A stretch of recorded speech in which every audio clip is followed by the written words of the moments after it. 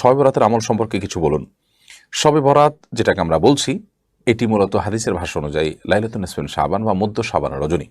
মধ্য শাবান রজনী এটার ফজিলত মৌলিকভাবে প্রমাণিত আছে যে এ রাতে আল্লাহ রাব্বুল আলামিন বান্দাদেরকে সাধারণ ক্ষমা ঘোষণা করেন, যারা হিংসুক এবং যারা শিরকে লিপ্ত তারা ছাড়া। অতএব এ রাতের এটুকু ফজিলত প্রমাণিত এবং সেই ফজিলতের জন্য কেউ যদি চেষ্টা করেন, আল্লাহ ক্ষমা লাভের চেষ্টা করেন, বিশেষ করে হিংসা এবং বিদ্বেষ থেকে, শির থেকে নিজেকে পরিচ্ছন্ন রাখার চেষ্টা করেন, সেটা প্রশংসনীয়।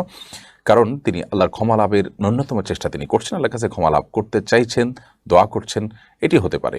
ব্যক্তিগতভাবে ক্ষমা লাভের জন্য প্রচেষ্টা, সেটি দোষণীয় কোনো বিষয় নয়। কিন্তু শবে বরাত যেটাকে আমরা বলছি, যেটার আসল নাম হলো শাবানের মধ্য রজনী, হাদিসের নাম, সেই রাতের বিশেষ কোনো ফরম্যাটের নামাজ, তেলাওয়াত অথবা পরের দিনের রোজা, এর কোনোটি কিন্তু বিশুদ্ধ কোনো হাদিস দ্বারায় বর্ণিত নয়। তবে এটা ঠিক, শাবান মাস জুড়ে নফল রোজা রাখতে হয়। এর মধ্যে চন্দ্র মাসের 13, 14,